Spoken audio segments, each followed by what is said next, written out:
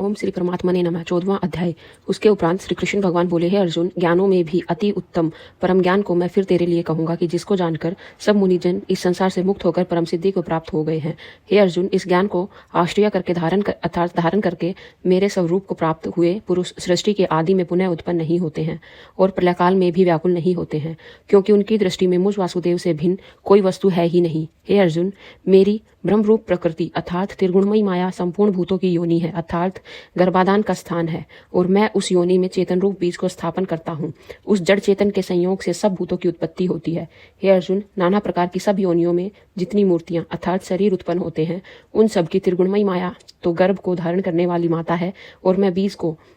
स्थापन करने वाला पिता हूँ। हे अर्जुन, सत्वगुण, रजोगुण और तमोगुण ऐसे यह प्रकृति से उत्पन्न हुए तीनों गुण इस अविनाशी जीवात्मा को शरीर से बांधते हैं। हे निष्पाप, उन तीनों गुणों में प्रकाश करने वाला निर्विकार सतगुण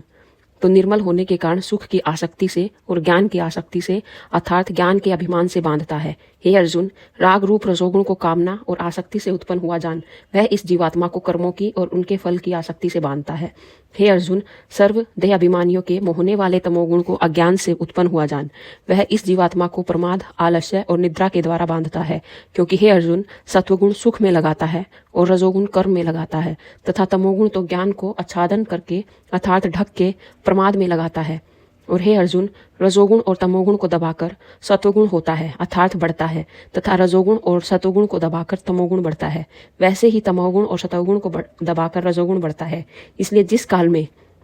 इस देह में तथा अंतःकरण और इंद्रियों में चेतनता और बोध शक्ति उत्पन्न होती है, उस काल में ऐसा जानना चाहिए कि सत्वगुण बढ़ा है। और हे अर्जुन, रजोगुण के बढ़ने पर लोभ और प्रवृत्ति अर्थात सांसारिक चेष्टा तथा सब प्रकार के कर्मों का स्वार्थ बुद्धि से आरंभ एवं अशांति अर्थात मन की चंचलता और विषय भोगों की लालसा यह सब उत्पन्न होते हैं। तथा हे अर्जुन, तमोगुण के बढ़ने पर अंतःकरण और इंद्रियों में अप्रकाश एवं कर्तव्य कर्मों में अप्रवृत्ति और प्रमाद अर्थात व्यर्थ चेष्टा और निद्रादि अंतःकरण की मोहिनी वृत्तियां यह सब ही उत्पन्न होते हैं। हे अर्जुन, जब यह जीवात्मा सत्वगुण की बुद्धि में मृत्यु को प्राप्त होता है, तब तो उत्तम कर्म करने वालों के मल रहित अर्थात दिव्य स्वर्गादि लोकों को प्राप्त होता है। रजोगुण के बढ़ने पर अर्थात जिस काल में रजोगुण बढ़ता है उस काल में मृत्यु को प्राप्त होता है। कर्मों की आसक्ति वाले मनुष्य में उत्पन्न होने वाले तथा तमोगुण के बढ़ने पर मरा हुआ पुरुष कीट पशु आदि मूढ़ योनियों में उत्पन्न होता है,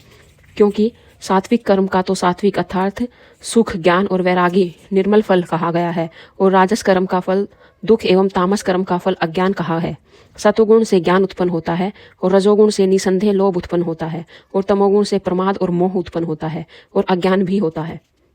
इसलिए सतोगुण में स्थित हुए पुरुष स्वर्गादि उच्च लोकों को जाते हैं और रजोगुण में स्थित राजस पुरुष मध्य में अर्थात मनुष्य लोक में ही रहते हैं, एवं तमोगुण के कार्यरूप निद्रा, प्रमाद और आलस्य आदि में स्थित हुए तामस पुरुष अधोगति को अर्थात कीट, पशु आदि नीच योनियों को प्राप्त होते हैं। हे अर्जुन, जिस काल में दृष्टा अर्थात समष्टि चेतन में एक ही भाव से स्थित हुआ साक्षी पुरुष तीनों गुणों के सिवाय अन्य किसी को करता नहीं देखता है, अर्थात गुण ही गुणों में बढ़ते हैं ऐसा देखता है, और तीनों गुणों से अति परे सच्चिदानंद घन स्वरूप मुझ परमात्मा को तत्व से जानता है, उस काल में वह पुरुष मेरे स्वरूप को प्राप्त होता है। तथा यह पुरुष इन स्थूल शरीर की उत्पत्ति के कारण तीनों गुणों को उल्लंघन करके जन्म, मृत्यु, वृद्धावस्था और सब प्रकार के दुखों से मुक्त हुआ परम आनंद को प्राप्त होता है। इस प्रकार भगवान के रहस्ययुक्त वचनों को सुनकर अर्जुन ने पूछा कि हे पुरुषोत्तम, इन तीनों गुणों से अतीत हुआ पुरुष किन किन लक्षणों से युक्त होता है और किस प्रकार के आचरणों वाला होता है, तथा हे प्रभु, मनुष्य किस उपाय से इन तीनों गुणों से अतीत होता है।